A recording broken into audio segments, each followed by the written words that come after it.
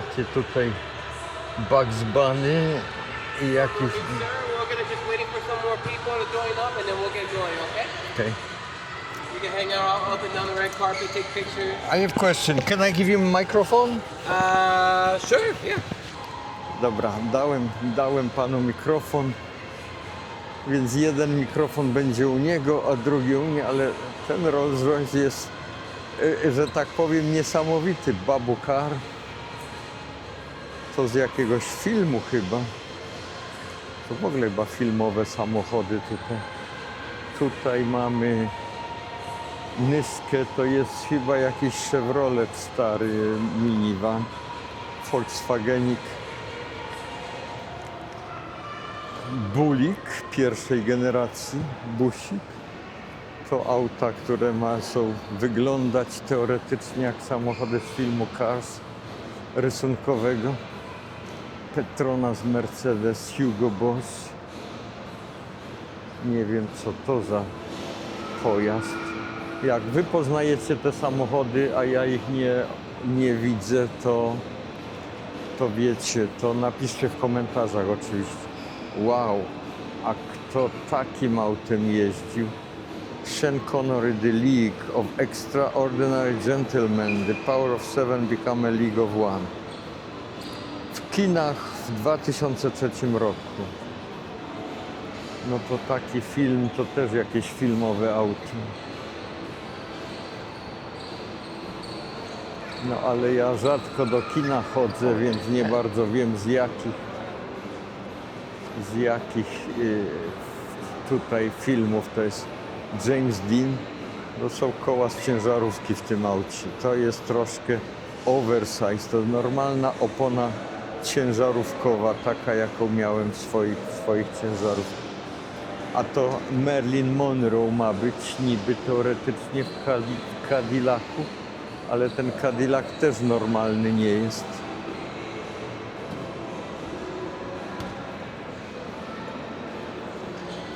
I tu mamy jakieś inne Elvisa. Elvis za kierownicą takiego auta to jakiś trójkołowy, malutki motocykl. Hello. Volkswageny, Garbusy. Jeden z nich tutaj, nie wiem, to też nie jest zwykły silnik. Aha, bo to nie jest Volkswagen.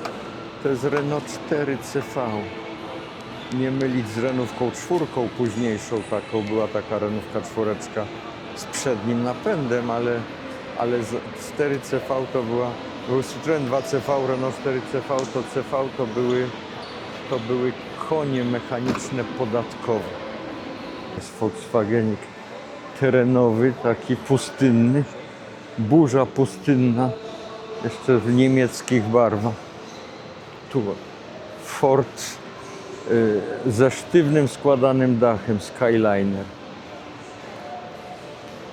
Było coś takiego, też dość popularne jest w sumie. O, a to jest piękny samochód. Takie auta mi się podobają. To jest taka klasyka, dyskretny urok burżuazji. Duesenberg chyba, Duesenberg. Takiego Chevroleta już dziś rano widziałem, jest na moim poprzednim filmie. SSR. Chevrolet Pickup, tutaj stary Pickup Chevroleta. A tu jeszcze starsze samochody, jakiś Ford Model T w wersji wyścigowej. All right, guys, we're ready. I don't want to keep you guys waiting for too long. Early bird gets the word. So welcome, folks, to the Orlando Auto Museum. My name is JJ. We'll be going on a little guided tour today. You will be with me for a little over an hour, since it's just us, so we could get through it quickly. So welcome to the most unique collection you'll ever see in the world. So if you guys didn't already know, so the entire building and every single car you see on site all belong to my boss, Mr. Michael Desert. Essentially, he's a development billionaire that bought this property to make it a storage facility, but then it became what you see today. So we got 40 years in the making between the majority of the collection on this side and our James Bond section. And we also have a couple photo ops in between there. All right, so let's get started. So, like I said, Mr. Desert came as an incredible story, literally the American dream. He migrated from Israel in '63. He came with nothing except the clothes on his back. He started doing some college classes overnight, and then a few years later started his empire. And now today he's a development billionaire of sorts. His family is mostly known for desert development, but Sunny Isles, Florida, which they have built the Porch Tower and the Bentley Tower, which has the Deservator, that's the car elevator that takes your cars all the way to your suite there. So it's continuing on. They're almost done building the Bentley Tower now, and then they're going to go overseas to Emirates to build another one for some prince over there, I believe. So essentially, our collection is vast from not only from cars around the world, but what sets us apart is the Hollywood collection that you guys are going to see here today. We have vehicles, mostly actual screen use vehicles from all eras, and some replicas along the line as well. All right. Mamy przewodnika i nas jest tylko trójeczka. So to start off this tour, I already want to introduce you to one of our most unique vehicles that we have on site. Right here, let me introduce you to our American Dream. Currently, it's the world's longest running vehicle. It's set the world record at 101.5 feet. It has 26 wheels and can fit up to 75 of your closest friends for a nice party. It still runs and drives, believe it or not, because we had to have it running to set the record. And just last year, we took it out back for a video for an automotive influencer called Supercar Blondie, and she did the whole driving thing. If you look on YouTube for her site, you'll see it. It's pretty neat. All right, so our journey is going to begin here through the 20s. This used to be a mall. Prior hand, it used to be Festival Bay and the Artagon Place. So what we took advantage of all the rooms, turned them into kind of the theme of where the car is coming from or what we're going for. So we wanted to start here to show you of how the automotive industry started, from the horseless carriage, 1901, 1902, all the way starting into the 20s, 30s, and 40s. And you see how quickly the automotive technology was evolving of sorts. Flippy Flaps. Tutaj lata 20. Znaczy do 20 lat. Gangsterski samochód obstrzelany. Tutaj wchodzimy do lat 30. No taki samochód z lat 30 miałem. Miałem kiedyś Mercedesa z 36 roku. Ten piękna limuzyna. Tutaj lata 40, czyli już okres wojny, tu jakieś So łodzie right here, we have a little different of an automotive museum feel. And this is just a showcase. Mr. Desert really treats this as his pride and joy collection. If he likes it, he's going to buy it. For instance, the main reason he bought this entire collection as a whole, because he wanted these two little vessels here. So this is kind of showcasing the end of an era and the beginning of one, because these are the last type of full wood hull boats, and then that's the first, the Razorbacks are the first full fiberglass hull boats that were kind of done into production. And this was one single purchase from a small little museum in Canada, which is pretty neat. All right, guys, so now we're going to start our Hollywood section, part 1 of 3. We have plenty of beautiful cars in store for you guys, some that you never thought you'd see today, and we're going to get started with some here. Tucker to jest niesamowite auto. No i oczywiście był film o Tuckerze. So right here, guys, welcome to Hollywood, part 1 here at Desertland Action Park. I don't know if you guys recognize some of these already, but let me introduce you. So right here, we're going to start with Christine from John Carpenter's Christine. This is one of the 12 original vehicles used for the film, and this one in particular was involved in the scene. If you guys ever saw the movie, she was in a bad accident, and she repaired herself, because essentially she was a man-eating car. And we already fed her for the week, so we're good for that one. But this car was amazing because they did a stop-motion scene where she repaired herself, and when she was done, this was the vehicle. They did all the close-ups all around while because she was in love with her owner, and her owner was sad that she was in an accident.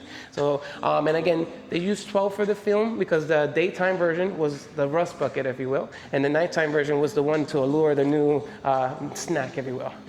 All right, so right here on behind you guys, we have against the wall a replica Tucker built for the Jeff Bridges Tucker Man in His Dream. If that was a real Tucker, folks, we were looking at one of the rarest vehicles on site.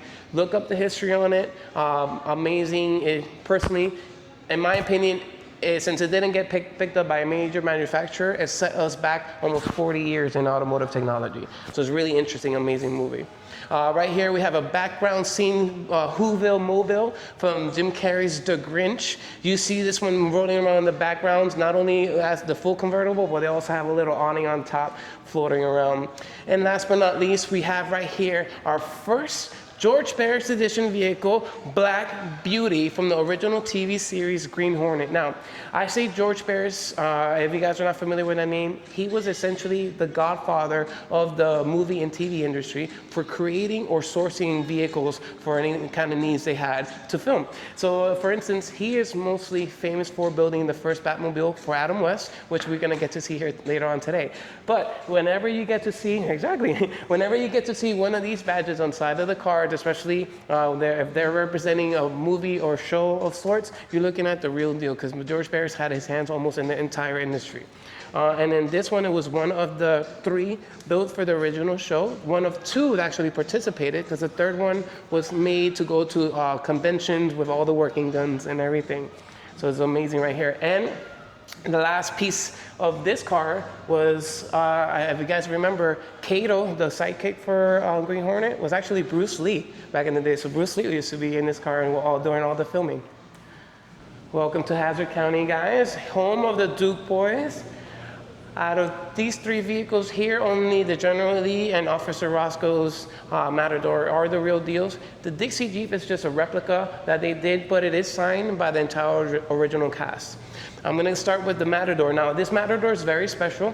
Not only that it participated in the show, but it was actually participated from the pilot episode all the way to the season finale when they finally finished the show. So it was one of the 3 cop cars that Officer P. Roscoe used to drive around in the TV series. And then, of course, last but not least, we have a surviving General Lee from the original TV series. For a little fun fact, why the show ended so abruptly is because they ran out of cars. So during the lifespan of the show, they destroyed almost 300 of these units. Now, nowhere in North America, no dealership wanted to sell them any more cars. So they were trying to get creative, buying, going across the seas, or either sourcing 69s and make them look like 68s, because they literally, all those stunts were the real deal. So no CGI, no special effects. They jumped those right off the bridge and hope for it was a safe landing. And then to have one intact, as you see here, is a miracle of sorts, because everything you see in the museums now, they're all like banged up and in pieces. And then this one's mainly used for all the dirt racing in the later seasons, because it wasn't meant to jump, it was mainly meant to slide and go fast around the corners. All right. Hi there. For you. Oh, perfect, guys, welcome, you made it right in time. All right, and then you guys made it right in time for the big room. Perfect. Now we're gonna go to part 3, guys, of our Hollywood section. Follow me. Jesteśmy tutaj w epoce filmowej. To jest The Kids z jakiegoś serialu tutaj Indiana So welcome Jones. everybody here to part 3 of our Hollywood section here at the Orlando Auto Museum. As you see, we did not hold back. We saved some of the best for last, between some vehicles that you recognize and some you don't. Right over here we have our Knight Rider section. Between these 3 Knight Riders, only those 2 were film used. This one was just owned by David Hasselhoff the entire time he was doing the filming, but he had it outfitted exactly like the Knight Rider kit from the show. In the middle, we have from the failed reboot, Knight Rider 2000, unfortunately. They tried to revamp the series and they didn't generate the fan base as the original, so it was a major flop after 8 episodes. And this was a build by Jay Orsberg, which Jay Orsberg was actually an apprentice of George Barris. So he kind of took on the reins to continuing to build movie cars and things like that for the movies. And last but not least, from the Knight Riders that we have the only convertible ever filmed in the series. It appeared in 8 different episodes, and then from there, and kind of was put in a museum. Now, they only ever built one because of the amount of work it took to convert it to a full convertible. As you can see, everything in the back panel is molded onto the car to make the illusion that Kit did a full transformation from a hardtop to a convertible cabriolet there. And then again, like I said, they did 8 episodes from there, and it just went from museums and different private owners until Mrs. Desert was able to get it. All right. Right here is actually one of my favorite parts of the tour. It's showing a little bit of the movie magic. So a lot of times when we see these movies, we see these incredible stunts. We always have a question in our eyes, how? So in this case, this vehicle here was a background scene vehicle from Tom Cruise, The Edge of Tomorrow, a little sci-fi movie. It was really awesome. So this car was literally made to purpose. All the cuts, all the damage was to design. It wasn't random hits or random cuts. The directors, they wanted a certain aesthetic, so they told you exactly how to cut, how to bend, and everything, including how much mud they want on the car. So everything you see here is actually painted on as well. You know what I mean? Because just in case the first scene didn't go right, you need a repeat scene, you need that mud exactly the same. If not, you can't just throw it back on and make it hope it was the same splash. So in order to incorporate and reuse these vehicles, you wanted to get that creation going to actually certify that, yes, that is a scene that's happening over and over and over again. All right. So coming up now, guys, we're coming to a little section that we like to call our Ghost Alley. And do you guys remember, are you afraid of ghosts? No? That's right, because we're gonna go ghost hunting. No? All right, come on now. So guys, welcome to our little Ghost Alley. This is our Cadillac Ecto-1 Ghostbusters vehicle. Full disclosure, this is not the one from the original movie. There was only one ever made, and Sony still owns it. And contrary to popular belief, the Ecto-1 and the Ecto-1A, same car. People think it was 2 different cars, same vehicle. Sony still has it to this day. But what makes this one special is it was built right after the first premiere in the 80s. And essentially, it was one of the original 4 replicas done. And it traveled the country a little bit when Mr. Desert let it go. But the funniest thing about this entire car is not that it's a Ghostbuster car. You take everything Ghostbusters off this vehicle, you leave it in bare metal, you're still looking at a 6-figure vehicle right here. How rare this Cadillac Meteor hearse is, because it's a true Meteor hearse from bumper to bumper, because nowadays a lot of people, these cars are getting absolutely difficult to find, so they're putting 2 different cars together, doing body work and doing a lot of customizations to make it look like the true hearse. But having a true hearse is a rarity indeed. Now this is our first photo up car, guys. I'll be happy to handle the door opening and closing, and if you need me to take your picture, I'll have some good angles for you. All right, so the kiddos are very excited. You guys want to start it off? Tu sobie można zrobić zdjęcie w tym samochodzie. A tam Mr. Thief. Nie jest to oryginalny samochód, jest to replika, ale samochód jest oryginalny, to znaczy karawan, jest prawdziwy karawan, czy też karetka, były i wersji karetki, wersji karawanu, takie samochody. Ale resztę, bo oryginalnego Ghostbustera We don't understand what kind of engineering this was. This was before all of our właścicielem. times. Let's hold the camera. Yes, sir. Look at that. You look good in there. Zimny łokieć. You belong there. Look at that, folks. No to Look at elegancko. this beauty W here. Cadillacu to ja się czuję jak u ciebie w domu przecież, no bo to jest How you feel? How you feel? Good, thank you. I have 51 Cadillac at home, so... You're used to that with big old seat. Co tu moje piękne oczy widzą? Wołga, Żiguli, Łada, wreszcie jakieś Bring back the samochody bench seat, normalne. right? Ale to do nich dopiero dojdziemy.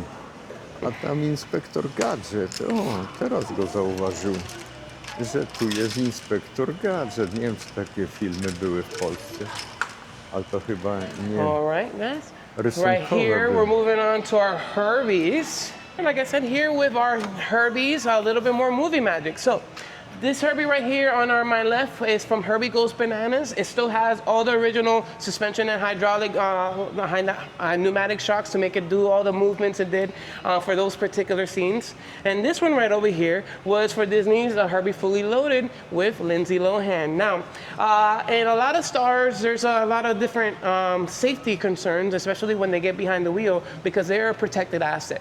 Some stars take training and get certified to do the stunts. Other stars they're just so well protected that people just want to do countermeasures to make sure that they're in the car, but they don't have to worry about anything safety-wise. In this case, this is what happened. Lindsay Lohan was in this vehicle doing the scenes, but for her safety, they had a stunt driver in a green screen suit on the passenger side doing all the driving for her. So she was in here just doing the whole pretending, acting, doing her part, and essentially from there, the guy did all the little twists and turns, and the car was stopped from them. But this car is truly actually a right-hand drive. It's not, it was converted for the film, so they just were able to find it. Because a fun thing about all the Herbie movies, there's almost a substantial amount of how many cars they use for each movie. So to have one, it's like, okay, yeah, it's definitely could be one. So it's not like an exclusive thing. So right there, a little bit of that movie magic there, folks. Ma dwie kierownice i prawdziwa jest tam po prawej stronie, a po lewej jest fałszywa, bo w filmie aktorka, która jechała, no to nie potrafiła tak dobrze prowadzić, więc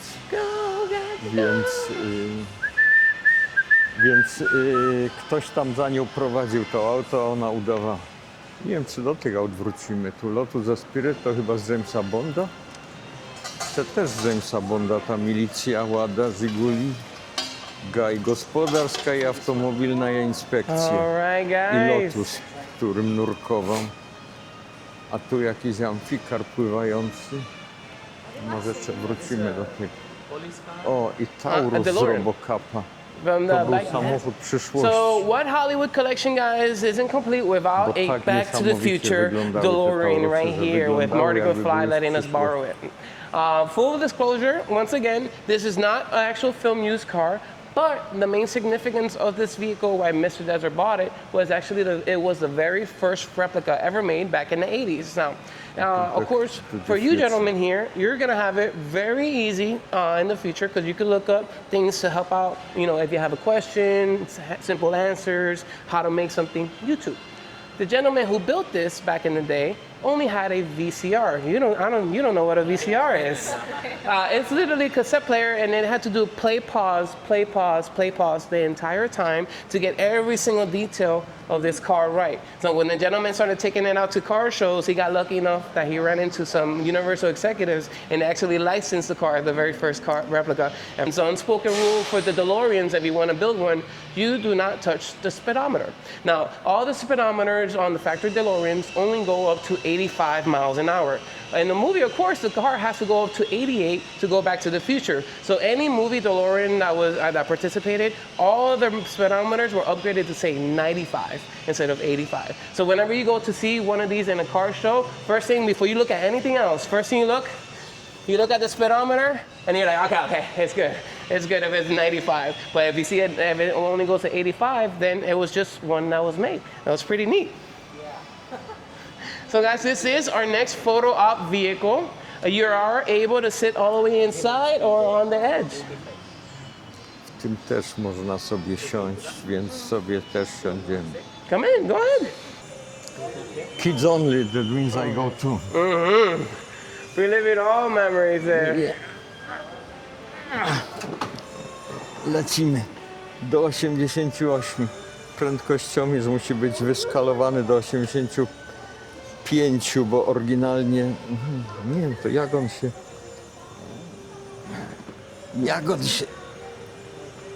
So the speedometer here is set to 85, so this is replica, right? So replica, yes. Anything 85, replica. Więc jak prędkościomierz jest do 85, tak wtedy wszystkie auta miały fabrycznie, no to są to repliki. Dlatego można było wsiąść, bo Now we're going to fast forward our time clock and move to our wsiadać. Fast and Furious franchise.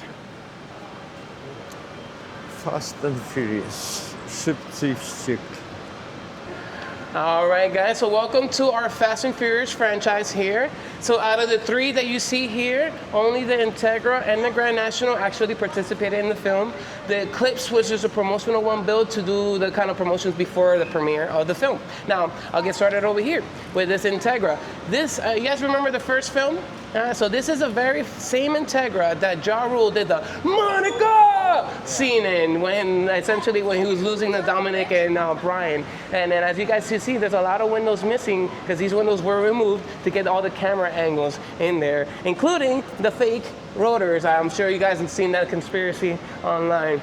And moving on to the 4th installation of the Fast and Furious, we have this Grand National here that was involved in the opening sequence when they were trying to steal fuel from the Dominican Republic. 3rd picture from the left up top.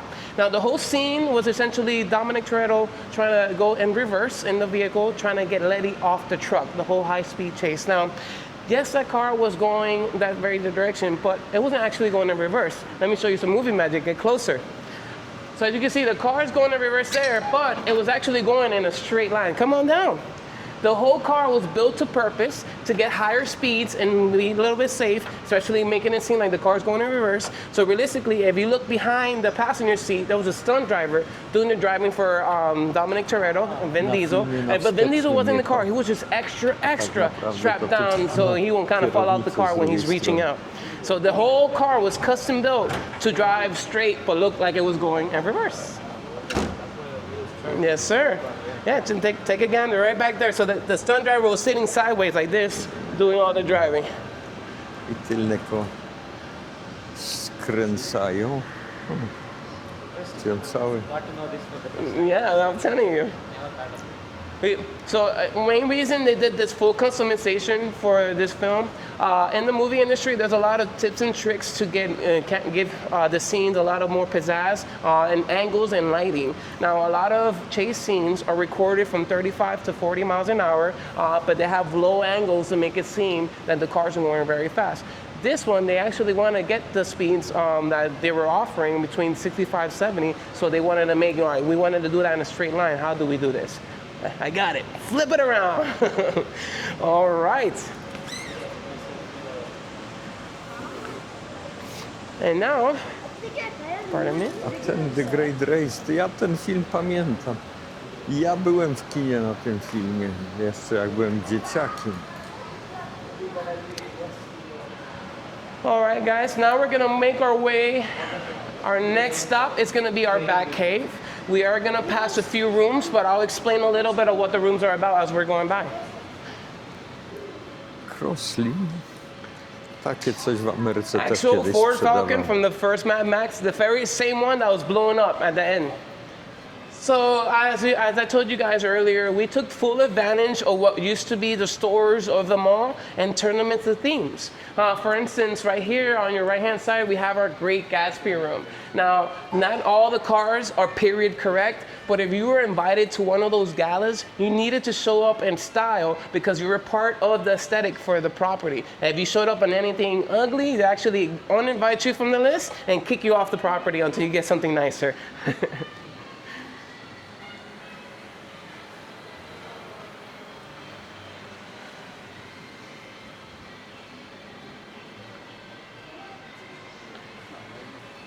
So as you can see, this Mr. Desert has a car sickness of sorts. He continues to buy.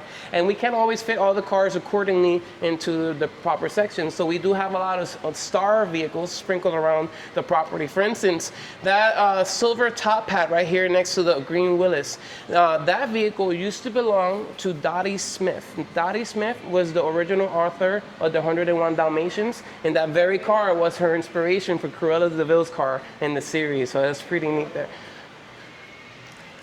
Samochód Crueli de Vil tam z tyłu, oryginalny, znaczy prawdziwy. Right here we have our Chrysler showroom, built to feel like you were walking in the dealership of its era. Beautiful vehicles there. Wartburga widzimy. I co to jest? Skoda? Saab? Prawdziwy Wartburg. And as we continue to walk this space, folks, remind yourself, All of these vehicles belong to one guy. Wszystkie te samochody należą do jednego faceta. To jest prywatna kolekcja. Tu jakieś Volkswagen. Cóż to za garbus przedłużony? Subaru. Sugarbus, Subawagen, Twin Engine. Z tyłu Volkswagen, z przodu Subaru. O, a tutaj Wołgi, tu radzieckie samochody. So can we come back here later on? Yes, with your wristband, you come back in. It's good for the whole day. And then Because I see today, you got some Russian cars here. yes, there's so much to see. I'm from Poland, so you're I gonna know love them it. from the streets. So. All right, guys. So we have come up on our Batcave, and we've received permission from Commissioner Gordon to check it out for a few minutes. Come on in. Batmobile. Batmobile tutaj mamy.